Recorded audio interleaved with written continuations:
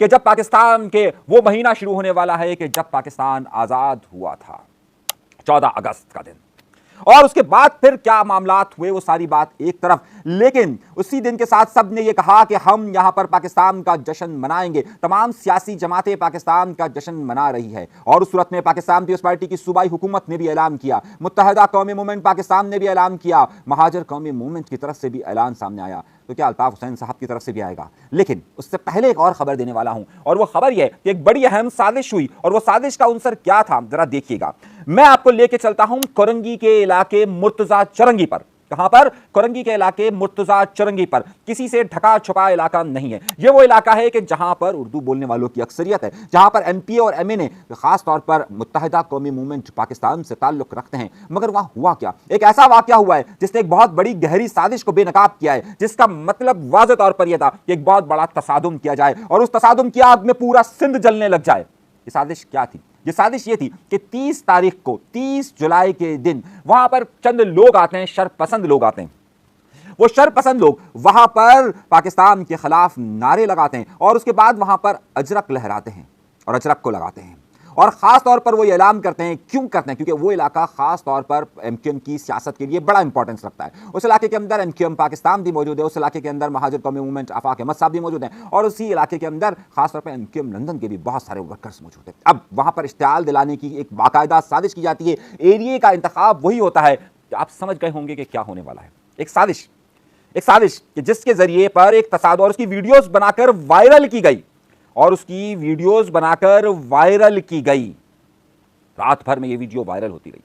अगले दिन सुबह अर्ली मॉर्निंग, सुबह का वक्त, यानी कि फजर के फौरन बाद वहां पर महाजर कौमी मूवमेंट यानी कि आफाक अहमद साहब के लोग पहुंचते हैं। वहां पर वो पाकिस्तान का झंडा लगाते हैं, और उसकी सबसे बड़ी वजह यही होती है कि एक गहरी साजिश हो रही होती है कि जिसमें पाकिस्तान के खिलाफ न सिर्फ नारेबाजी होती है, बल्कि वहां पर महाजरों के खिलाफ भी नारेबाजी होती है, वहां पर तमाम सियासी लोगों के खिलाफ भी नारेबाजी होती है। एक गहरी साजिश है।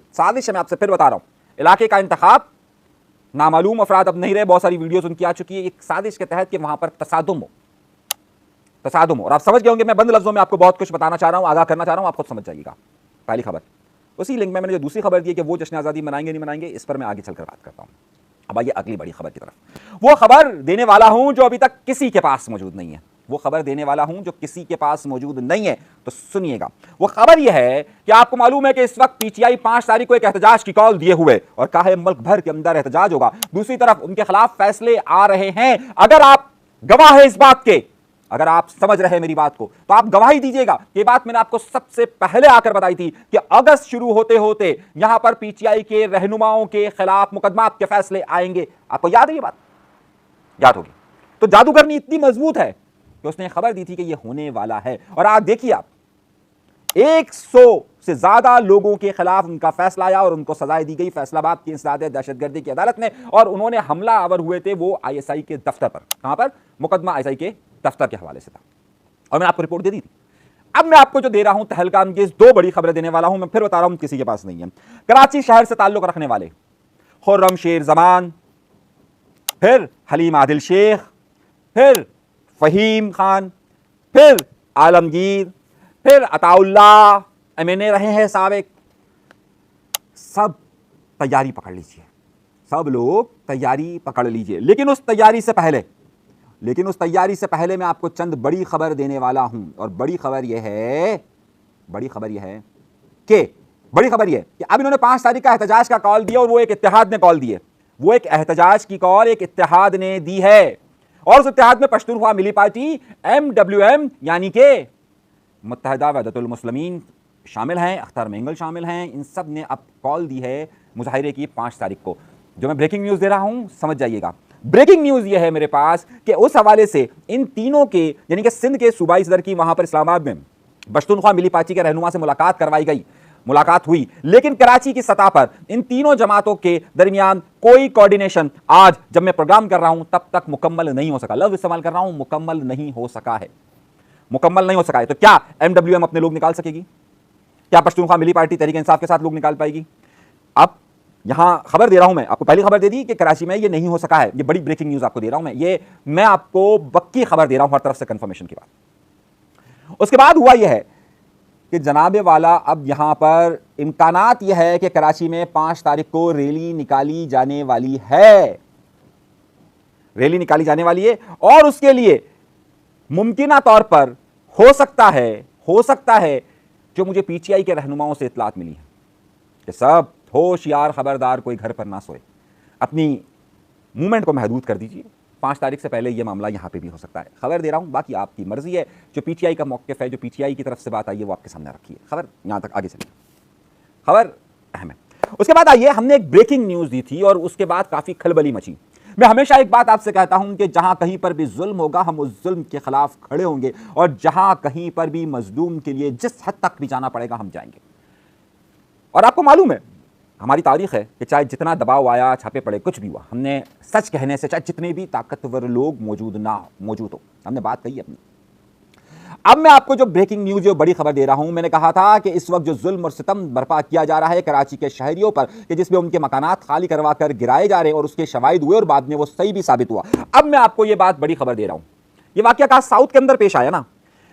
अब इन्होंने जिन लोगों को पकड़ा था उन सबको रिहा कर दिया गया, उन सबको रिहा कर दिया गया। अब जब उनको रिहा किया गया तो इनके पास एक बड़ा मामला हुआ। मैं आपको कहानी बता रहा हूं, जरा गौर से सुनिएगा, सही है? कहानी, ऐसी कहानी बता रहा हूं।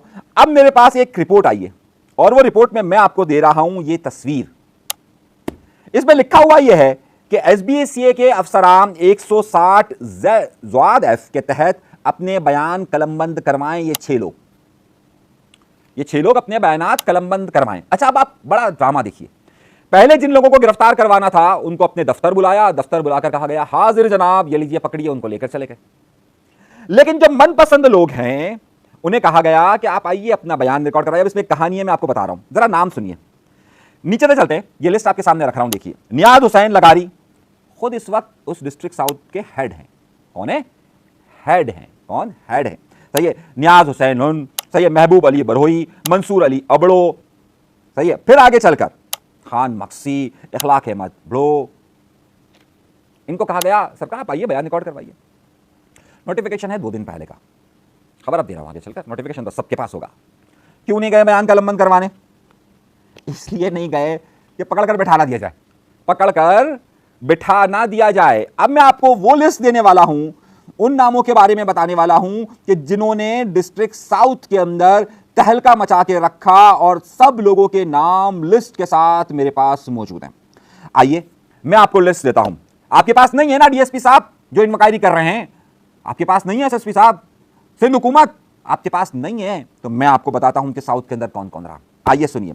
Ashfaq Khokhar director, Asif Rizvi ex director, Zaheer Ahmed Ustad, Jalees Siddiqui, Asim Ansari, और बगदादी बिल्डिंग कोलैप्स में और कौन कौन लोग थे? राशिद नारेजो, सही है, करंट अभी देख रहे हैं डायरेक्टर, सही है, अल्ताफ खोखर, अली असद, सही है, आसिफ हुसैन और फ़हीम सिद्दीकी डिप्टी डायरेक्टर, आफ्ताब जरदारी, फारूक जरदारी, अली खान अंसारी, अली खान, सही है, एहसन खुश, मुबश्शिर खानजादा, आगा काशिफ, शाहिद इम्तियाज़, शकील जमाली, नियाज रुम, अख्तर अली, सफ़र इकबाल, सुपारी, बड़े मशहूर कैरेक्टर है। सही है, आगे चलिए। अख्तर राजपर, उमैर आयो, अब्बास, जुल्फ़िकार शाह, सही, इखलाक ओडो, महबूब अली बरहोई, सैयद कामरान शाह, कुर्बान जमाली। ये लिस्ट दे दी मैंने, जाइए आप इंक्वायरी कर लीजिए, सब कुछ मिल जाएगा आपको। अगर नहीं है तो मैं दे रहा हूं ना। इतनी बड़ी मीटिंग, 2.5 घंटे की मीटिंग, उधर करने की जरूरत क्या थी मेरे भाई? जिनको मीटिंग का पता है उनको मैं बता रहा हूं। अब कई लोग गायब हैं, कई लोग ऑफिस ही नहीं आ रहे। सही है, आप जाके पूछिए कि इम्तियाज शेख कहाँ है आजकल, नहीं मिलेगा आपको। मैं कहना क्या चाह रहा हूं, मैं ये सब बताना इसलिए आपको चाह रहा हूं कि भाई जो मजलूम है आपने उनके घरों को गिराया, और जो जुल्म करने वाले हैं उन सबको आपने इजाजत दी। बस मेरा मुद्दा एक ही है, और मैंने आपसे पहले कहा था कि मुझे सब मालूम है कि अंदर क्या हो रहा है। हर कमरे के अंदर मेरी जादूगरनी मौजूद है, और मैं, याद रखिएगा, मुझे उन सब के गाड़ियों के नंबर भी पता है कि जिन गाड़ियों में पैसा रखकर दूसरी जगहों पर जाता है। मैं वो 6 जगहों के नाम भी बता सकता हूं, मुझसे मत कहिएगा, सही। और ना ही हम बिकने वाले लोग हैं, हम अपनी स्कूटर पर खुश हैं, लेकिन जालिम को जरूर बेनकाब करूंगा। मैं अगली कोई लाश इस शहर में इस जुल्म की वजह से नहीं देखना चाहूंगा। आइए एक और बड़ी खबर, इतनी हिम्मत है ना आप में, ये बिल्डिंग देखिए, ये नाजायज तजावुजात में शामिल है, ये रेजिडेंशियल जगह है, अब मैं कहूंगा मेरा क्या इनको जाति झगड़ा है? मेरा कोई जाति झगड़ा नहीं। यहां पहुंच गए एसबीसीए के अफसर के, जनाब हम इसको डेमोलिश करेंगे। यहां खड़े हो गए वकील, बोला गिरा के दिखाओ। वकील तो आजकल आपको पता है, जहां एसबीसीए से के भी ऊपर चंद वकील। सुना यह गया कि एसबीसीए का जो अफसर उधर गया, ये तस्वीर दिखा रहा हूं, उसको हाथ भी साफ किया, उसको मारा भी किया, सुना है। और रिपोर्ट चाहिए मेरी। और वकील पर ही जब बात कर रहा हूं, तो मैंने आपसे कहा था कि वकीलों ने यह कहा हुआ है कि वकील जितना भी गलत काम कर दे, अगर वो मुद्दई बन जाएगा तो किसी वकील में हिम्मत नहीं कि उसके खिलाफ खड़ा हो जाए। उस गरीब का केस लड़ने वाला कोई नहीं है। आपको पता है क्या हुआ है? एक वकील को बाकायदा मारा गया, उसका बाप भी वकील, उसका बेटा भी वकील, उसने एक केस ले लिया, उसको मारा गया। और मारा कि तुमने, एक वकील ने केस किया है, तुम्हारी हिम्मत कैसे हुई कि तुम किसी मजलूम का साथ देने के लिए वकील कोई और खड़ा हो जाए, ईमानदार वकील, उसको मारा। उसके बाद क्या हुआ? उसके बाद क्या हुआ? नाम नहीं ले रहा मैं, इज्जत बचा रहा हूं। वाज़े तौर पर कराची बार के अंदर लिसानी तकसीम हुई, लिसानी तकसीम हुई कि किसने मारा और कौन मारा। और मुझे मालूम है कौन मार रहा है, और मुझे यह भी मालूम है किसको मारा गया।